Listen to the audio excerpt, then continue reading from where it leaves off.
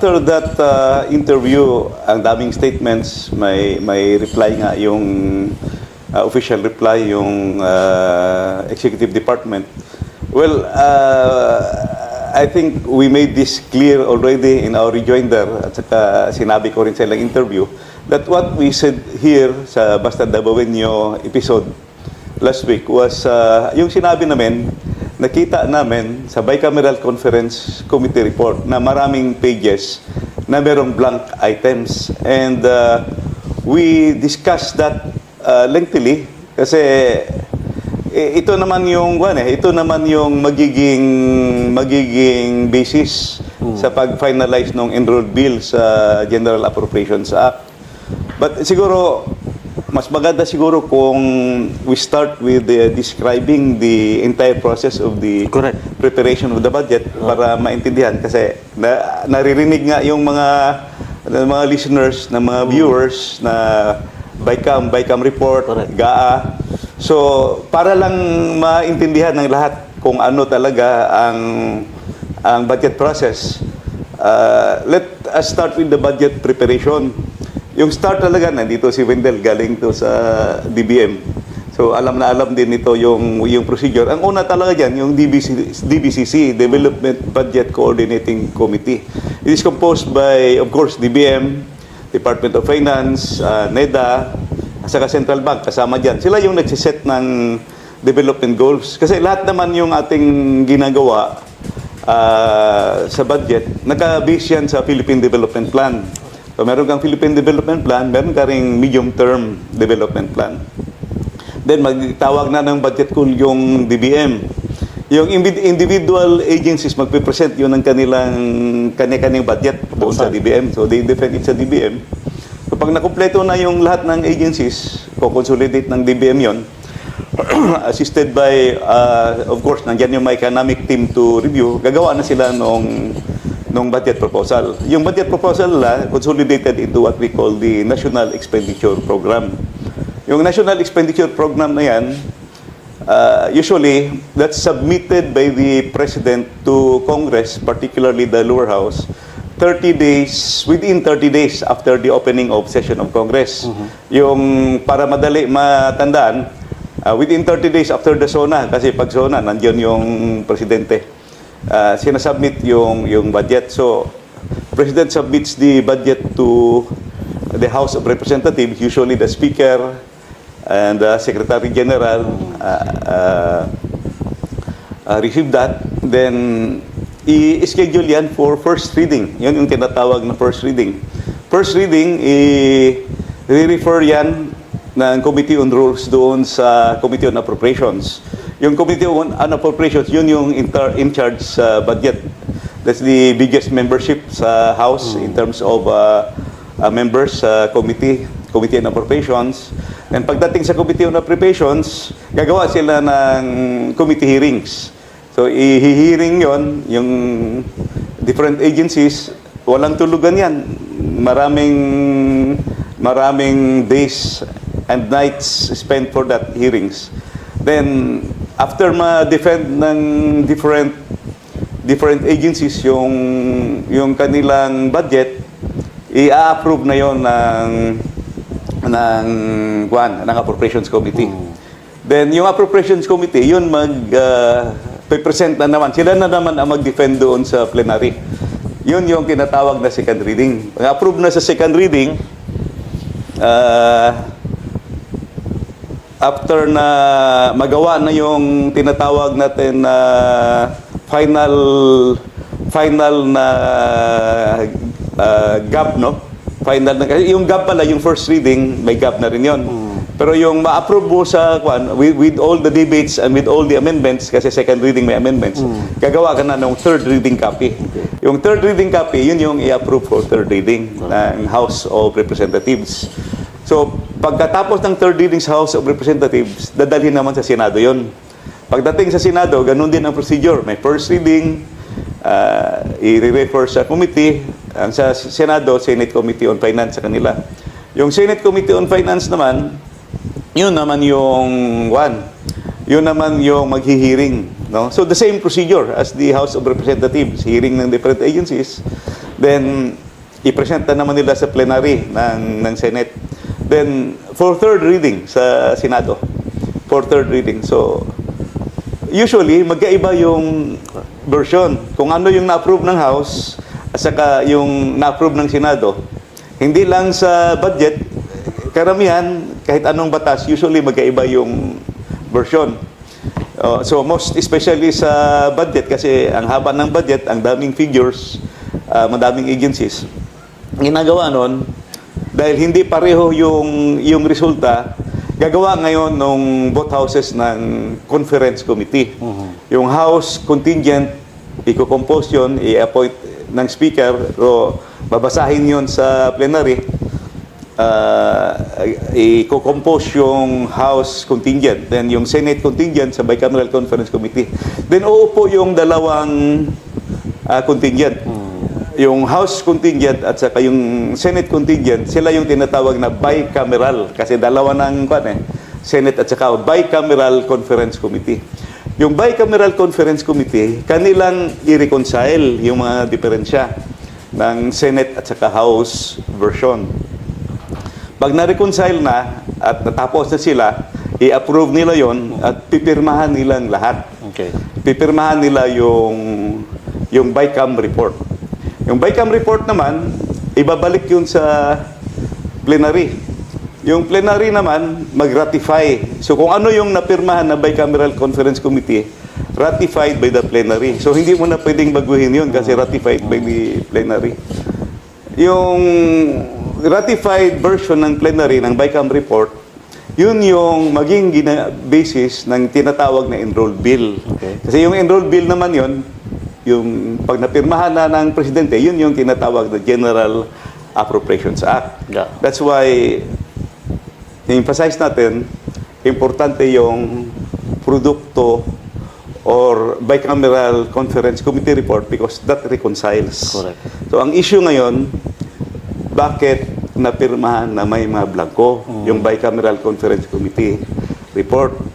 Ang next issue, bakit nagkaroon ng figures sa GAA? Kasi blanco yung in-approve na BICAM eh. Kita naman natin. Kita natin sa Bicameral Conference Committee report that there are 13 pages with 28 blank items. Then yung blank items na yon, magtataka ka, pagdating sa GAA, walang blank items. Wherein, yun naman ang na-agree nila, di ba? Na-agree na version. So, question, who filled in those blanks? Correct. Yun ang tanong. Kasi the legislative mill or legislative process stops in the ratification of the BICAM report. So after the BICAM report, tapos na yung trabaho ng legislation. Pupunta na yon sa presidente for signature. Correct. So whoever did that may have or could have usurped the power of Congress because only Congress is authorized to appropriate funds. Correct. Sa BICAM report, kompleto talaga ang lahat ng item at data. Kompleto yan because yan yung magiging basis ng legislation eh. Correct. You cannot have a legislation that has blanks. Correct. And the basis is the Bicameral Conference Committee report. In my 15 years in Congress, wala akong na-encounter pa na blank items except ngayon lang. Ito sa 2025 GAA. Correct. And that is exactly why we are raising this question. Bakit may blanco sa bicameral report? As you've said, this is the first time and very important kasi kung blanco yun doon, and I think maraming nga nagsasabi na these are just fabricated, trying to sow intrigue and controversy.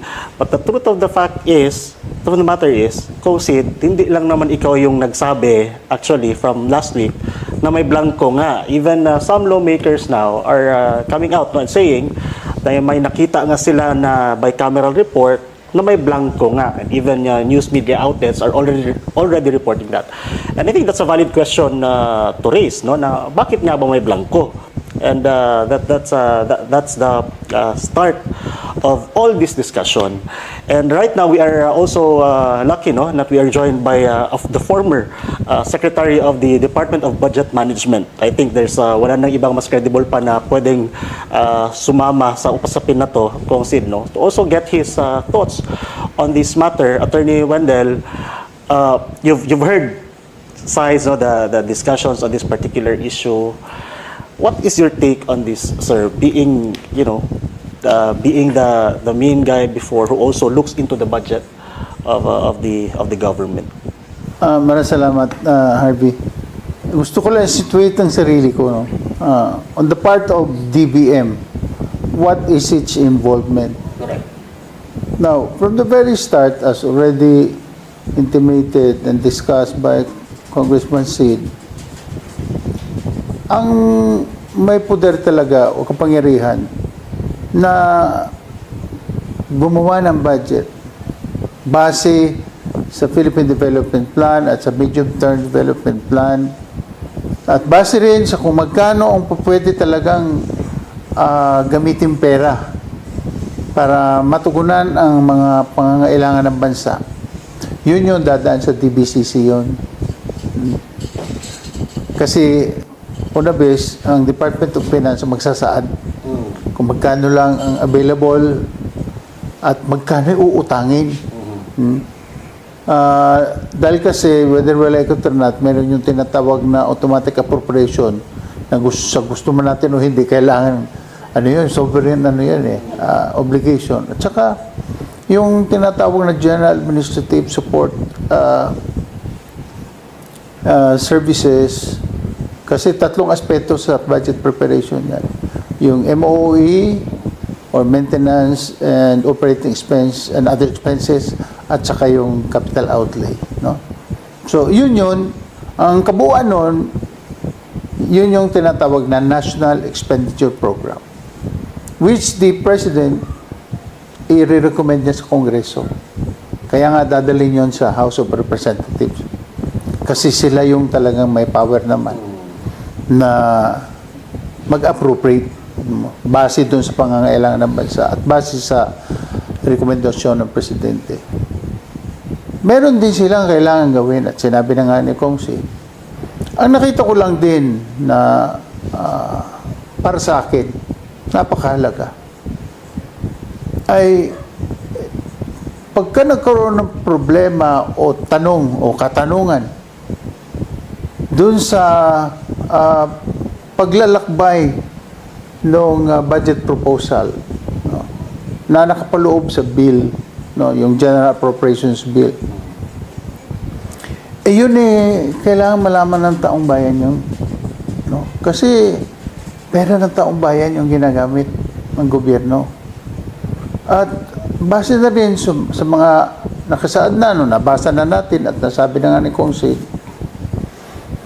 hindi po pwedeng magkaroon ng enrolled bill, no, na kung ang pagbabasihan ay salat sa kung ano yung dapat talaga na ilagay sa enrolled bill. Ano yun? May mga blanco doon sa Bicameral Conference Committee report at hindi maipaliwanag kung paano nakarating o nangyari na nagkaroon na ng mga figures o filling of the blanks doon sa enrolled bill. Merong gumawa nun kung sino man hindi natin alam. Merong nag-utos doon kung sino man yun hindi natin alam. Kasi it takes two to tango. Hindi ko naman kung ako technical staff, hindi ko pipilapan yun. Kung walang nagsasabi sa akin na mas mataas sa akin, yan lang ilagay mo, yan lang ilagay mo. Wala akong sinasabing kung ano man sa mga members ng Bicameral Conference Committee. But I think it behooves on them, no, to explain their side. Kasi sila yung nag-approve. Sila yung pumirma ng conference Bicam report na siyang naging basihan ng enrolled bill, which was duly certified as correct by the Secretary General of the House and the Secretary of the Senate and signed by the Speaker of the House and the Senate President. Kaya ngayon, pagka nangyari na yun at that is the proof na niratify na yung output ng Bicameral Conference Committee. Kaya nga nagkaroon na nung enrolled bill. But still and all, the question persists na kung ganun pala at may mga blanco, ano nangyari at nagkaroon ng kumpleto na enrolled bill? So yung gap na yun, kailangan ipaliwanag sa taong bayan para maunawaan nila kung ano man ang nangyari noon, na kung sasabihin nila, nakaligtaan nila, kung ganot ilang pages yung nakaligtaan nila, sobra naman yata yun. Tapos ang mga senador at mga miyembro ng House of Representatives na nandoon ay siguro naman binasa nila yon. At kung binasa talaga nila yon, makikita nila na meron talaga mga blank space. So, sana at that point in time, ginawa na nila ng paraan na hindi aabot sa ganitong sitwasyon na ang daming katanungan ng taong bayan patungkol sa 2025 national budget natin na aprobado na ng Presidente, subalit merong mga pag-aalingalangan, merong mga kuro-kuro, merong mga iniisip ang ating mga kababayan na meron yatang kamalian na nangyari dito. Correct. I think it's a valid question. It's a valid question na tinatanong natin as Filipinos and as citizens na gusto natin ng sagot. Attorney Wandel, while we're talking about DBM, it's good that you're here kasi one of the first agencies, I think sila nga ang pinakauna is DBM, who immediately released a statement regarding that discussion. No? They said, if I may read, this is their statement dated January 20, released by the Department of Budget and Management. This is to address malicious and irresponsible allegations surrounding the fiscal year 2025 GAA.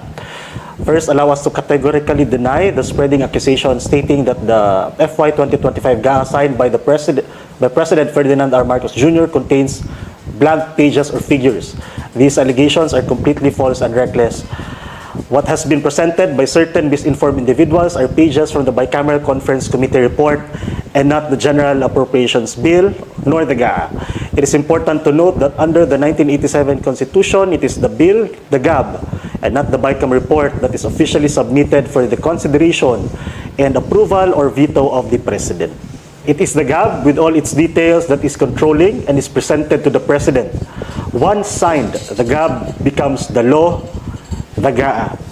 To reiterate, the bill presented to and signed by the President is a complete document with no blank pages or missing details. In no case does the executive issue a GAA with blank pages or figures. With this, we urge our fellow Filipinos to be mindful, cautious, and to first verify information before making any allegations. Clear and accurate understanding is critical for constructive dialogue. And then they appeal to our kababayans to avoid spreading false information. Communication is a powerful tool that can make or break a nation. Let us use it to promote unity and understanding, not to sow discord, hatred, and division. After all, we are one nation. Mauna siguro mag-comment ako. May I comment there? Tama naman na yung sabi nila, yung basis is the General Appropriations Bill. Yun ang pipirmahan, magiging GAA. But, ang tinatanong natin, yung BICAM report, which is the product of the conference, the result of the conference to reconcile. Kasi may output nga yung House, may output ang Senate. Correct. Yung Bicameral Conference Committee report, yun ang basis ng enrolled bill. Paano ka magkaroon ng enrolled bill na may blanco naman? So yun ang tinatanong. So please do not deflect the issue. We are not spreading false information here. Kasi congressman ako, pinadalhan ako ng email, meron akong na-receive na copy na Bicameral Conference Committee report. At hindi lang ako, may mga lumabas na nagsabi na nakakuha sila ng mga kopya ng Bicameral Conference Committee report. That's true. So, Yes, tama yun. Yung GAB ang magiging GAA. Ang tinatanong namin, ang basis para gawin yung enrolled bill ng GAA is the Bicameral Conference Committee Report. May blanco yung Bicameral Conference Committee Report. Okay? So, that's what makes things questionable. Paano na-filled up at paano nalagyan ng figures yung GAA. Blanco yung Bicam report mo eh. So ano So, naging basis? you cannot disregard or you can never belittle the Bicameral Conference Committee report. Kasi yung katulad ng comment ng isang USEC dito, Another interesting thing, we have a undersecretary, no? This is public naman, ito sa Facebook. She commented that to further clarify, the BICAM report is not the bill, and we understand that due to numerous details involved, it has been the practice of the BICAM committee to leave certain items blank in their report when they refer to sections of the GAB that they do not intend to alter or amend. ma'am, please review your basic budgeting knowledge because never ka makakita ng ngayon lang ito nangyari na mayroong Bicameral Conference Committee report na blanco because pipirmahan yan ng members. Second, it will be ratified by the plenary ng both houses. So you cannot present a blank Bicameral Conference Committee report. So please do not belittle the Bicameral Conference Committee report because that is the reconciled agreement, that is the reconciled figures of what the two houses has conferred with. At saka pinirmahan yan, inaprubahan yan ng Bicam nominated by the plenary. At the same time, i-ratify yan. So, you never can belittle the Bicameral Conference Committee report. Ang nangyari ngayon, questionable, highly questionable kung bakit may blanco nga yung Bicam report. Thank you, Kongsid. Attorney Wendell, gusto lang din sana natin maintindihan ba, ang department, the DBM, in the entire process of creating the budget for the government, ano po ba talaga ang mandato ng DBM at kailan kayo papasok sa proseso, sir? Para maintindihan din po namin. Kaya yan tinawag na Department of Budget and Management. No? Yung unang aspeto dyan, yung sa gagawa ng budget proposal, no? Yung National Expenditure Program, DBM talaga yan. Ngayon, pag ang enrolled bill naging batas na at napirmahan na ng Pangulo, papasok naman yung aspeto ng management. No? Kasi kami yung nagmamanage ng budget. How it's going to be implemented based on the approved General Appropriations Act. So kami nag-release ng pundo, pinoprogram namin yan. No? Subalit sa aspeto ng paggawa naman ng batas, except for the budget hearing proper of the various departments and agencies, pagka po dumaan na sa proseso ng lehislatura yan, kanila po talaga yan. Wala pong involvement ang DBM yan. Unless ipatawag sila at any given time. But otherwise, it's really just a pure legislative act. Kaya nga, siguro yung pagkabasa ko rin na sinasabi na dahil sa maraming detalye, it has become the practice of the BICAM. Ano bang posisyon niya? Ano bang involvement niya dyan na masabi niya yan? Na yan, ang Kongreso lang ang talagang dapat magsalita patungkol dyan kung bakit nagkaroon ng blanco. At tama naman siya na pagdating sa General Appropriations Act, wala naman talagang blanco doon. Kasi kompleto na yun eh.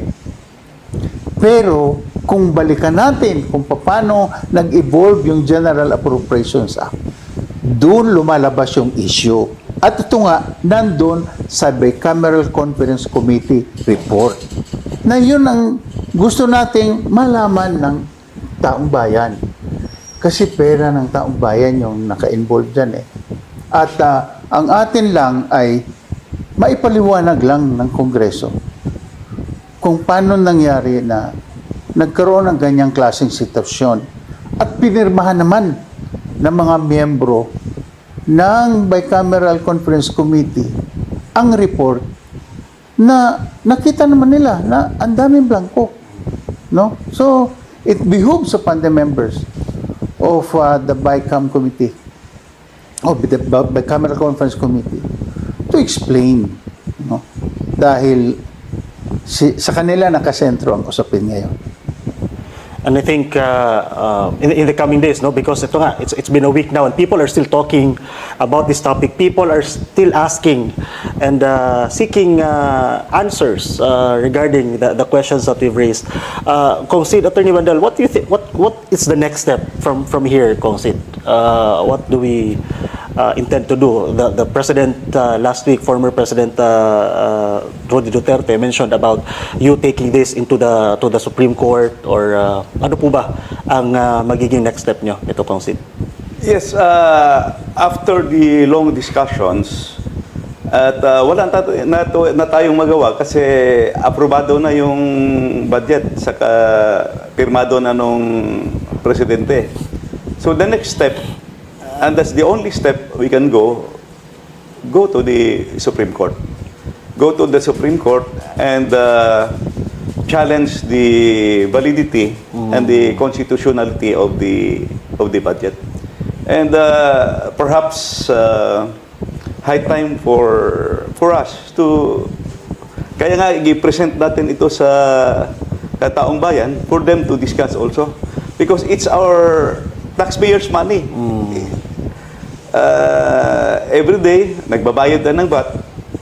Bawat kilos natin, pag sakay natin ng sasakyan, pagbuhos ng gasolina, pagbili ng asukal, punta ka sa grocery, punta ka sa restaurant, kada kilos mo, magbabayad ka ng VAT. So, it behooves upon us to know. It is our right to know kung ano ba talaga nangyari.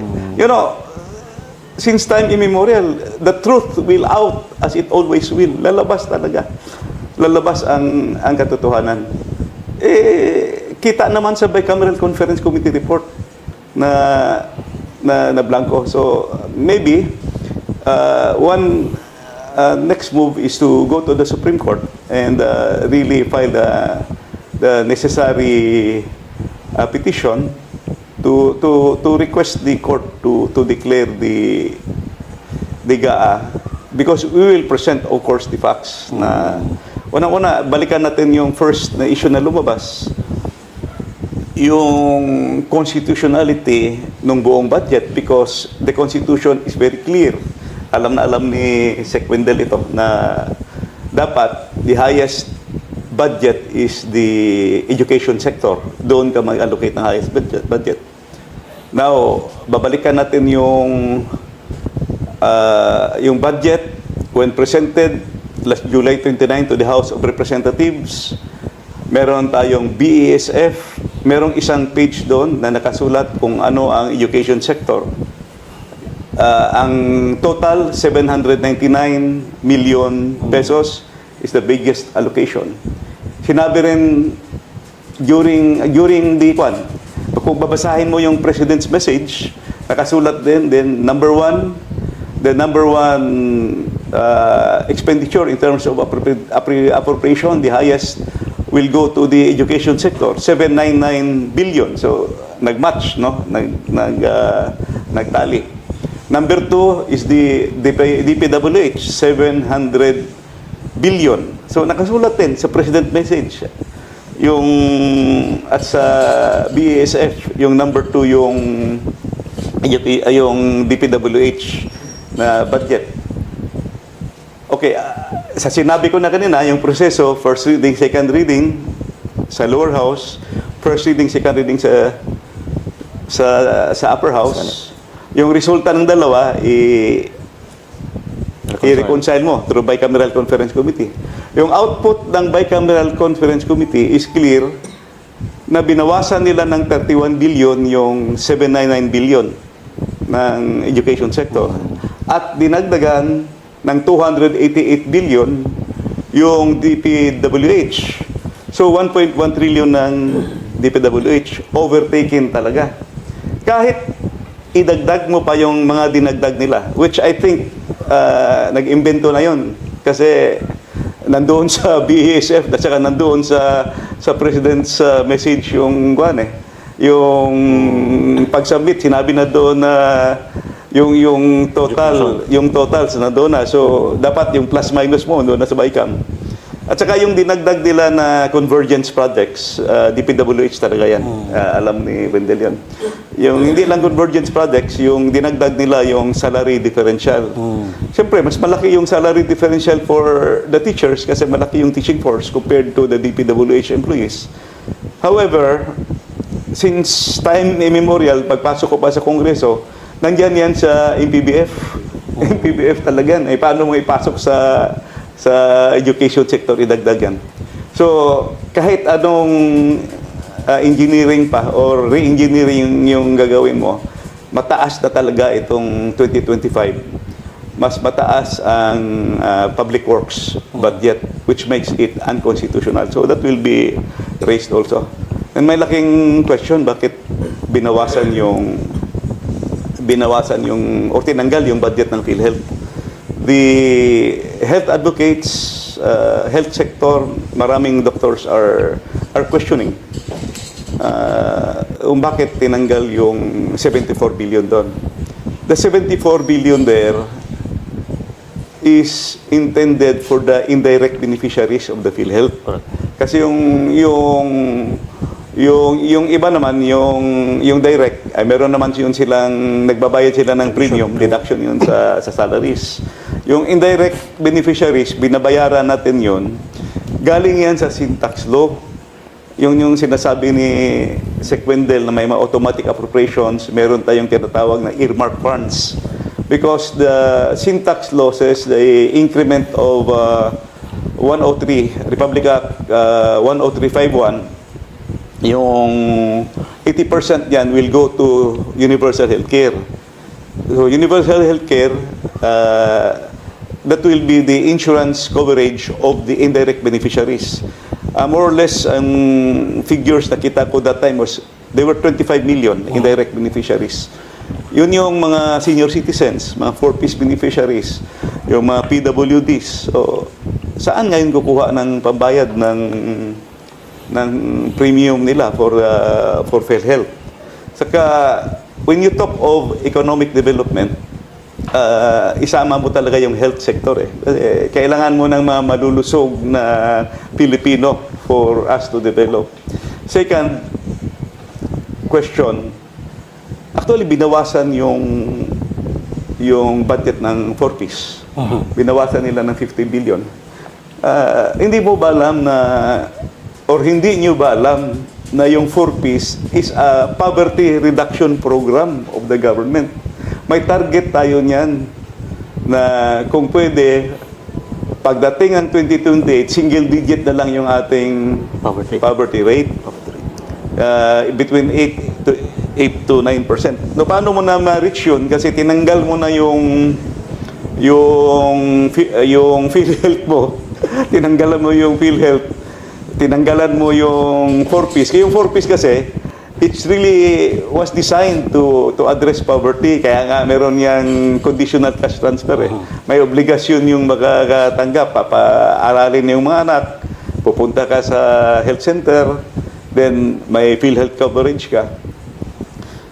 To address development, gusto natin maging aakyat pa yung ating growth ng Pilipinas. Kailangan mo talagang increase the GDP, at the same time, address mo talaga yung poverty. So, saan pumunta? Iyon ang tanong. So, it went to mostly 288 billion went to sa BICAM pa lang ha, hindi kasama yung budget sa NEP at saka yung sa kwan. Sa NEP yung infra budget dinagdagan ng 288. I don't know kung i-consider ba nila yung absorptive capacity saka kaya ba ma-implement lahat ng DPWH yan. So So there are really a lot of issues in this budget na dapat iakyat talaga sa Korte Suprema. Not only to the Supreme Court, but to the bar of public opinion, because it's very important that the people should know. Pera ng taong bayan yan, that's taxpayers' money. The people should know. They have the right to know. We have the right to know. Kung you mentioned ito nga, the education must have the highest budget. Nakat. Dapat. Dapat, nasa Constitution yun. That As mandated by the Constitution. the framers of the Constitution really made sure that Filipinos will have the highest budget every year for education. Correct. Gikat nila yung budget. And now, this year lang ito kung the first time na First time, DPWH I has higher think, budget. meron last year, pero hindi masyadong glaring. Ito ngayon glaring kasi malaki talaga ang angat.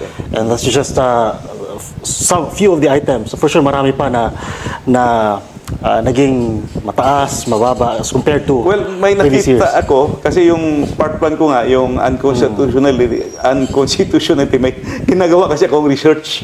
Kaya ko nakita yung sa BICAM report. So, yung part 1 ko is yung education sector na habol ng DPWH.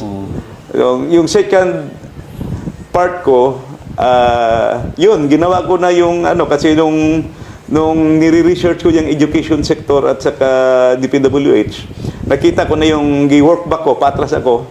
I tried to work back. Hinanap ko na yung, sabi ko, dapat makita kayong BICAM report. Pagkakita ko ng BICAM report, first, SP11 pa lang makita mo na kagad yung yung kulang na. Siguro yung BICAM members kung they tried to open pa more pages sa SP11, makita mo na yung mga blanks doon. Magtataka ka na. So, na-shock na ako na mayroong mga blanko. So, yung pangalawang research ko, ito, yung blanks. Attorney Wendell, with all this information and revelation regarding the budget, how do you think this will impact, sir, in terms of managing now the national budget moving forward? Kakaroon talaga ng question ng mga tao, sir. Alam mo, ang mga tao naman, kahit na anong gastos, pagka naunawaan nila, maunawaan nila kung bakit kailangan gawin yan. Pero pag sa umpisa pa lang, meron na silang pagdududa. At hindi nila naunawaan. Yun yung bagay na kailangan bigyan pansin ng pamahalaan. Dahil pag hindi nila napaliwanag yan, people will tend to believe na talagang may lokohang nangyayari, no? At tayo ba naman kapwa Pilipino maglokohan pa tayo? Naghihirap na nga tayong lahat at nagsisikap na tayong lahat, tapos hindi pa natin mapabuti at mapaayos yung pagpapatakbo ng ating gobyerno. So these are questions that I hope those in power will find time to really explain to the people. Dahil pagka naman naunawaan ng taong bayan yan, sige. Kasi ang Pilipino talaga pagparaya, sobrang matiisin. Kahit na kung ano na yung ginagawa sa kanila, ay hanggat maaari ay sana maayos na lang. Mga ganun ba? And here comes the raging issue that really needs clear answer from the government. My take is that the government must respond. If they will not, then that will be their own doing. Thank you, Attorney Wendell. Now, Congressman Sid, a few of your colleagues in the House of Representatives have actually nagsalita na, based on this. But I think may ilan, dalawa, tatlo, ang nagbigay na ng komento on this, on the questionable bicameral report. Kung as member, as a long-time member of the House of Representatives, especially now in the 19th Congress, what is your message to your fellow congressman at this point, now that you've exposed this? I don't want to, I would say, dictate on them. But ito lang ang pakiusap ko. Tingnan nyo yung email nyo. Balikan nyo yung email nyo. December 11. Basahin nyo lang. Then, you will know the truth. Yan lang. Balikan mo yung email mo, December 11, then you will know the truth. Who is telling the truth. May blanco talaga, makita nyo. Thank you, Congressman Sid, no, for sharing this information. Gusto ko lang balikan, no, while we are at this topic. Ito nga isa sa mga pinag-usapan, nagkaroon tuloy ng nag-throwback ang mga kababayan natin dun sa earlier statement ni Senator Amy Marcos. Last December ito, no, December 18. Nabuhay ito na discussion na Congressman Sid, no, after you revealed the questions nga. Sabi niya, part of her statement, kaya't sa kabila, because she did not sign, di ba? She did not sign. Kaya't sa kabila ng pagnanais kong makisama, hindi ako pumirma sa kahit anong papel hinggil sa BICAM report na yan at nagsusulong magbawas ng pera ng lehitimong proyekto para lang may pasok ang AKAP, lakihan ng labis-labis, ang MAIP at pagpiestahan ng DPWH. Paano naman ako pipirma sa blankot kulang-kulang na papel? This was December 18. 2024. But when this statement was released, lumabas, matakalimutan. And ngayon, after last week, after you presented itong blank items nga sa bicameral, nabuhay ito. Parang nag-coincide somehow. Kasi back then, wala naman din pinakita si Senator Amy na document eh. And here comes your revelation, Congressman Sid. So, do you think that could be a confirmation somehow? Well, that's an honest confirmation, and I salute her for that. Again, no, thank you very much, Congressman Sid and Attorney Wendell. Just before we close, perhaps we'd like to get your a message to our fellow Filipinos. It's good to see you, Attorney. You've worked really hard sa DBM during your term there, and now hopefully you're back. We'll see more of you moving forward. Attorney Wendell, your message to our fellow Filipinos. Para sa ating mga kapwa Pilipino, sana po ang ating mga namumuno ngayon ay talagang magpakatotoo. Sabihin ng totoo para po maunawaan natin sila. Dahil it's only the truth that will set us free.